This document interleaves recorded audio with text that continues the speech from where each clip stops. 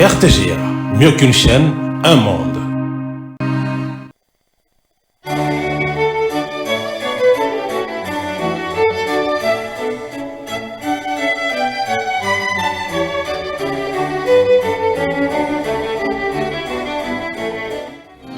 Ce journal vous est offert par Tango Protection.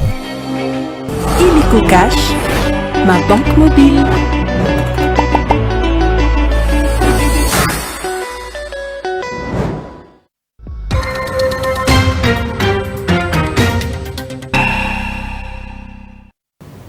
Mesdames et messieurs, bienvenue dans cette édition d'information sur la RTGA.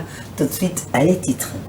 Recrudescence des attaques de la milice Codeco contre la population en Ituri, la société civile de Djougou qui alerte sur la question dénonce des cas de décès et de déplacement massif des populations.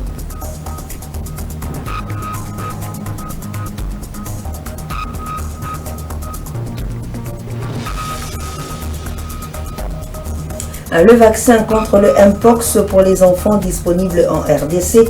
Grâce au partenariat entre la RDC et le Japon, ce produit va contribuer à la réduction de la propagation de la maladie au Congo démocratique. Et l'Organisation internationale pour les migrants a organisé un échange avec les étudiants à l'occasion de la célébration de la Journée internationale des migrants, le but étant de les sensibiliser sur la promotion des politiques inclusives.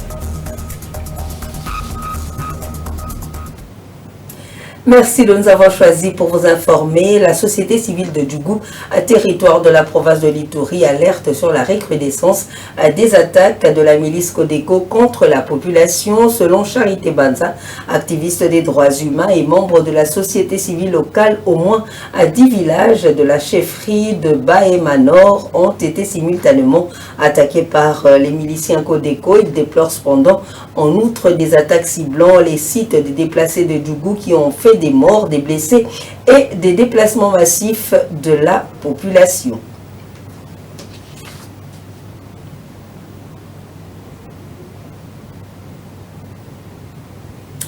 Le géant d'Afrique centrale contre celui de la technologie, l'État congolais a déposé la plainte en France et en Belgique contre des filiales du groupe Apple. Il est accusé d'utiliser dans ses produits de minerais exploités légalement en RDC. Suivez Patrick Mouyaya, ministre de la Communication et des Médias. Je confirme que ce matin, nos avocats qui travaillent en coordination avec la task force pilotée par le professeur Mingan Chang, ont déposé plainte, je pense, à Paris et à Bruxelles contre Apple, parce que nous avons des éléments qui attestent que Apple est bénéficiaire du circuit sanguinaire qui entoure la production du cobalt, notamment avec l'agression rwandaise, parce que vous savez que les mobiles de cette agression est essentiellement économique. Je n'ai pas besoin de parler de Roubaïa et de tout ce qui se passe. C'est ces circuits-là. Et donc, il y a des soupçons qui font qu'aujourd'hui, au-delà de la mise à demeure qui a été faite et qui n'a pas véritablement obtenu la suite escomptée, d'aller un peu plus loin. Et donc, nous aurons l'occasion, dès les retours du professeur Mingachang, d'organiser un exercice de redevabilité où on pourra vous dire davantage sur la nature de plainte qui a été faite et les démarches qui sont entreprises, parce que comme nous vous expliquions encore il y a quelques jours avec la ministre d'État, ministre des Affaires étrangères, nous avons un front militaire, un front diplomatique, un front économique, un front judiciaire et un front médiatique. Cette action contre Apple répond à la fois à ce que nous attendons du front judiciaire, du front économique et du front médiatique. Ouvert par le vice-premier ministre, ministre de l'Intérieur, Jacquemain Chabani, le forum de paix, réconciliation et développement de la Tchopo s'est poursuivi ce mercredi avec les travaux en commission. Ce forum de paix sollicité par les forces vives de la Tchopo vise à trouver des solutions aux conflits intercommunautaires Lengolambolé qui freinent le développement de cette province. Images et commentaires. La réconciliation des filles et fils de la province de la Chopo au nord-est de la République démocratique du Congo, au cœur du Forum de paix, réconciliation et développement de la Chopo, ouvert par le vice-premier ministre, ministre de l'Intérieur, à sécurité, décentralisation et affaires coutumières, Jacquemain Chabani Louko. L'initiative vise à éteindre le feu de tension entre les Mbolé et les Ngola, deux communautés qui se déchirent dans un conflit foncier depuis février 2023, avec un bilan de plus de 100 morts et plusieurs milliers de personnes déplacées. Dès l'ouverture de ces assises de 3 jours, le patron de la territoriale a tenu à rassurer tous les participants. Pour lui, ce forum de paix, réconciliation et développement de la Chopo n'est pas un tribunal où on va se juger les uns et les autres, mais plutôt un cadre de dialogue entre communautés. C'est sur instruction du président de la République qu'il est à Kisangani pour cette rencontre. Le forum de paix, de réconciliation et de développement de la province de la Chopo, qui s'ouvre aujourd'hui, constitue un moment de réflexion, de prise de conscience, de dialogue sincère et d'échange entre les filles et fils d'une même famille, à l'instar de l'arbre à l'arbre, mieux connu dans notre culture africaine. Jacquemain Chabani Louko a indiqué que pour ces 3 journées de travaux intenses du Forum de paix de la Chopo, il est nécessaire d'y apporter des résolutions constructives pour établir la cohésion, la paix et permettre au gouvernement provincial d'évoluer dans des décisions et des projets de développement.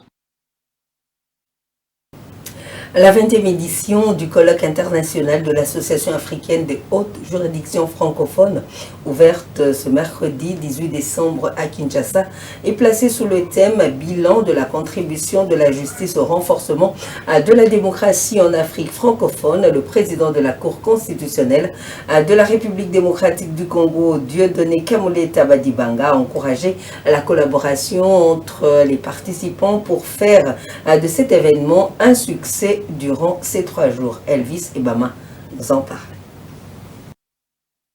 C'est Nicole Toumba-Boatia, directrice de cabinet adjointe du chef de l'État en matière juridique, qui a ouvert ce mercredi 18 décembre les travaux de la 20e édition du colloque international de l'Association africaine de haute juridiction francophone. Cette rencontre réunit des hauts magistrats venus des pays francophones autour du thème « Bilan de la contribution de la justice au renforcement de la démocratie en Afrique francophone ». Elle a invité les magistrats de haute juridiction, les professeurs d'université, ainsi que le professeur et praticien du droit à procéder à une évaluation des pratiques judiciaires. Le président de la Cour constitutionnelle de la RDC et numéro 1 du Conseil supérieur de la magistrature, Dieudonné Kamoleta Badibanga, a dans son discours convié ses pairs et différents experts à œuvrer ensemble pour couronner de succès ce 20e colloque. Ces assises de 3 jours rassemblent plus de 200 participants, dont une majorité des juges issus des hautes juridictions des pays francophones. Brosser le bilan annuel et projeter les perspectives des actions du gouvernement dans le secteur de l'agriculture et du développement rural. Tel est le thème central autour duquel s'est focalisé le briefing de presse de mardi à 17 décembre dans la salle de presse de la RTNC 3. Le ministre de la Communication et des Médias, Patrick Mouyaya, a eu comme intervenant le ministre d'État au développement rural, Mouindo Nzangi, et celui de l'agriculture et sécurité alimentaire, Grégoire Moutombe. Le résumé de cet échange avec la presse avec Jacques-Olivier Moulou.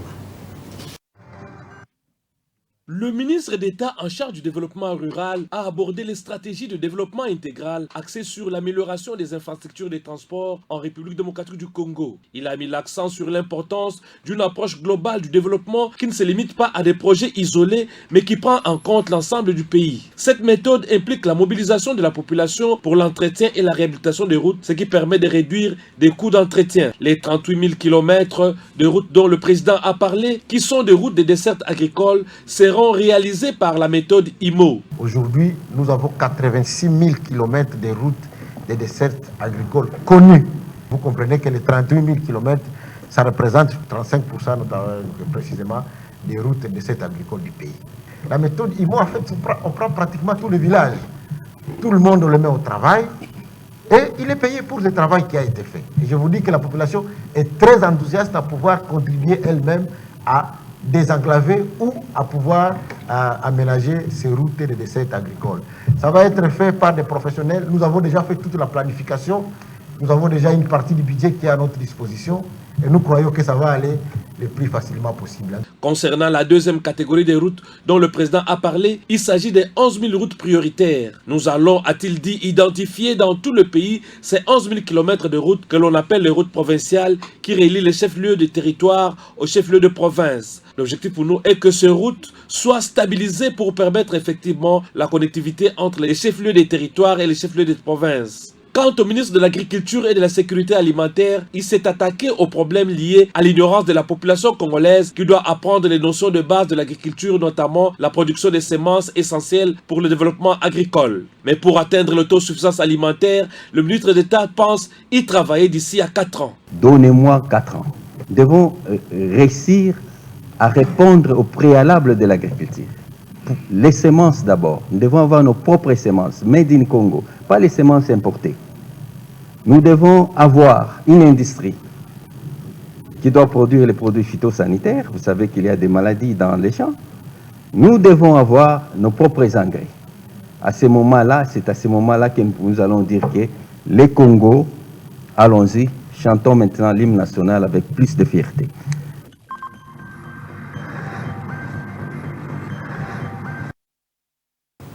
Tous les Congolais doivent accompagner le domaine de la recherche en vue de valoriser le génie scientifique congolais. Gilbert Kabanda Kourenga, ministre de la Recherche scientifique et innovation technologique, l'a fait savoir au cours de l'échange qu'il a eu avec la Fédération des entreprises du Congo, destinée à épauler les scientifiques congolais. Images et commentaires. Merci beaucoup. Merci de venir. Le ministre de la Recherche scientifique et innovation technologique et le staff dirigeant de la Fédération des entreprises du Congo ont échangé sur la valorisation du génie scientifique congolais. Une occasion pour le patron de la recherche d'indiquer que la Fédération des entreprises du Congo ne devrait pas rester en marge des actions menées par le ministère de la Recherche scientifique et innovation technologique. Ce génie scientifique congolais est indispensable pour la FEC à 2 niveaux. Au niveau de la conception, de la production d'instruments dont la FEC a besoin pour ses affaires, mais aussi au niveau du financement de ces instruments-là. Parce que, comme vous le savez très bien, dans tous les pays du monde, les richesses industrielles sont commandées généralement par les entrepreneurs. Le président national de la Fédération des entreprises du Congo, Roger Malumba, a salué le geste de son hôte. Il était venu, c'est la première fois qu'il soit ici pour établir un cadre de collaboration entre son ministère et la Fédération des entreprises du Congo. Nous sommes tout à fait d'accord et nous avons accepté volontairement ce qu'il nous a proposé. Nous allons voir dans les jours à venir comment nous pouvons collaborer. Les 2 parties, en séance tenante, désignaient leurs points focaux pour asseoir un cadre de collaboration et d'échange d'informations. L'entretien a eu lieu au siège de l'association patronale entre le ministre de la Recherche scientifique et innovation technologique et le staff dirigeant de la Fédération des entreprises du Congo. Je l'ai annoncé au sommaire, le vaccin contre le Mpox disponible en RDC, où les activités de riposte se poursuivent à travers la vaccination. Ce vaccin est destiné à la prévention à des enfants contre le Mpox, le LC16M8 et le deuxième vaccin anti-Mpox autorisé par le gouvernement congolais. Clarisse Ekoko-Kapala. Les vaccins LC16M8 contre la Mpox destinés aux enfants est déjà dans la capitale congolaise. C'est la matérialisation des discussions sur la gestion et l'utilisation de ces vaccins en provenance du Japon. Ces vaccins pourront être administrés aux enfants à partir d'1 année en République démocratique du Congo. C'est le deuxième vaccin que le pays a autorisé pour utiliser. Mais nous devons, avec la délégation japonaise, avoir une formation. Donc nous avons commencé aujourd'hui la formation ici au niveau de Pousse. Une formation des formateurs a eu lieu à l'UNRB pour comprendre les conditionnements, l'utilisation et la conservation, voire même les comportements de ces vaccins dans l'organisme, ainsi que ses caractéristiques et ses effets secondaires. Et ici, nous sommes en train de poursuivre la formation des formateurs qui a commencé hier au COUSP et qui se poursuit aujourd'hui à l'INRB pour essayer un peu de comprendre le comportement de ces vaccins. Les participants, venus des structures techniques du ministère de la Santé, notamment l'INRB, l'Institut national de la santé publique, le programme élargi de vaccination, mais aussi les structures partenaires techniques du gouvernement congolais, dont l'OMS et l'UNICEF, vont à leur tour former des prestataires sur ces vaccins partout en République démocratique du Congo. Au Maniema, les journalistes dénoncent l'exclusion de certains médias communautaires dont la campagne de sensibilisation en rapport avec l'usage des moustiquaires imprégnés. Ceux-ci l'ont dénoncé au cours d'un point de presse et l'insecticide prévu dans les prochains jours dans cette partie du pays. La Corporation des journalistes a déposé ce mercredi 18 décembre un mémo au gouvernement provincial. Shadrach Londé, porte-parole des médias du Maniema, est au micro de Roger Ebolindanzenga. Voir son Excellence, Monsieur le ministre provincial de la Santé, pour lui parler d'un problème qui nous tient beaucoup à cœur. C'est que nous avons constaté, nous les responsables des médias communautaires et associatifs du Maniema, que des organisations à qui on a donné mandat de pouvoir s'occuper de la prochaine campagne de distribution des moustiquaires se comportent mal dans la province du Maniema. Nous avons constaté que nous autres médias communautaires et associatifs avons été mis à l'écart par rapport à cet aspect des choses, tout simplement parce que par le passé nous avions dénoncé haut et fort et avions dit non à la pratique consistant à des rétrocommissions. Et c'est comme ça que cette fois nous sommes en train de payer les pots cassés. Et nous réitérons ces messages-là. Il fallait en parler à son Excellence, Monsieur le ministre provincial de la Santé, pour qu'il nous conduise auprès de son Excellence, Monsieur le gouverneur, afin que des dispositions pratiques soient prises pour pouvoir mettre fin à ces pratiques qui ne favorisent pas le développement. Il s'agit pratiquement de pratiques de corruption voilée. Concrètement, qu'est-ce qu'ils avaient demandé la fois passée? Bon, en fait, nous, en tant que médias du Maniema, nous ne sommes pas d'accord que des pratiques de rétrocommission qui varient jusqu'à des pourcentages élevés, de 48%, c'est comme ça que nous avions dit non. Et aujourd'hui, nous sommes en train de payer parce que nous avions refusé. La Journée internationale des migrants est célébrée ce mercredi 18 décembre 2024 à Kinshasa. L'Organisation internationale pour les migrants OIM a organisé un atelier d'échange avec les étudiants congolais sur la promotion des politiques inclusives. Il était question pour l'OIM RDC de sensibiliser les étudiants sur son action axée sur 3 objectifs stratégiques, à savoir sauver des vies et protéger les migrants, trouver des solutions au déplacement et faciliter des voies d'immigration sûres, régulières et ordonnées, comme nous le confirme Dieu merci Diaka et fils Ndouka. À l'occasion de la célébration de la Journée internationale des migrants, ce mercredi 18 décembre 2024, l'Organisation internationale pour les migrations OIM RDC a organisé un atelier d'échange avec les étudiants des différentes universités sur la promotion des politiques inclusives, des mesures et des programmes de soutien mis en place pour accueillir, protéger et intégrer les migrants en République démocratique du Congo. Il était question, à travers ces cercles d'échange et de discussions en présentiel présentiel et par visioconférence avec des experts, de sensibiliser les étudiants congolais sur la migration régulière et leur faire voir en même temps des inconvénients de la migration illégale. Alexandra Simpson, chef de mission OIM RDC, explique les objectifs de cet événement avec les jeunes et comment cette agence du système des Nations Unies accompagne les gouvernements congolais pour des migrations sûres, régulières et ordonnées. C'était très important d'avoir un format un peu différent pour qu'on puisse échanger. Et que moi, comme je suis toute nouvelle au Congo, d'avoir l'occasion d'écouter et de former un peu plus peut-être des idées innovatives du travail que OIM puisse faire dans le futur. Et aussi pour moi, c'était de montrer toutes les possibilités de la migration.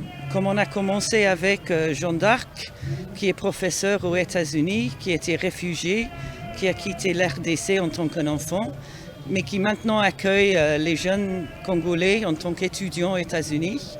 Mais aussi, je crois, le témoignage des deux Congolais qui ont retourné dans leur pays après des voyages très très difficiles. Ça, c'était vraiment touchant. Les 4 panélistes du jour ont fait le tour des tables pour échanger avec les étudiants sur différentes thématiques liées à la migration. Ces échanges riches ont permis aux étudiants congolais de s'imprégner des questions de la traite illicite de migrants, les violences sexuelles faites aux femmes, ainsi que de l'intégration des migrants dans les pays d'accueil. Un moment de témoignage des migrants a caractérisé cette cérémonie. Et voici les grands titres qui ont marqué cette édition d'information. Recrudescence des attaques de la milice Codeco contre la population en Ituri, la société civile de Djougou qui alerte sur la question dénonce des cas de décès et de déplacement massif des populations.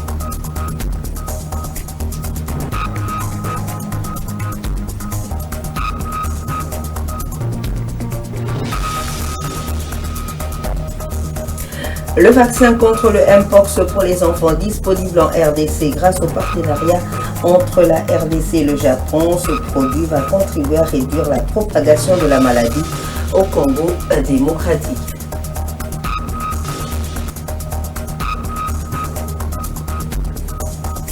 L'Organisation internationale pour les migrants a organisé un échange avec les étudiants à l'occasion de la Journée internationale des migrants, le but étant de les sensibiliser sur la promotion des politiques inclusives.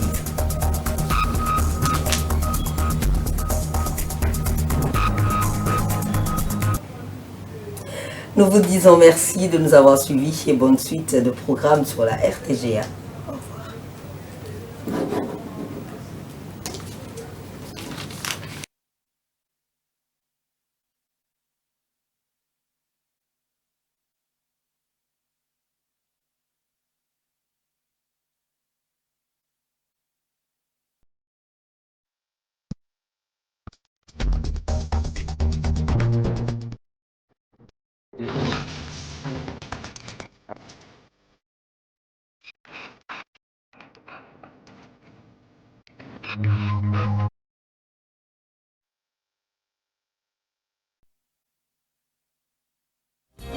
Ce journal vous a été offert par Tango Protection. Illico Cash, ma banque mobile.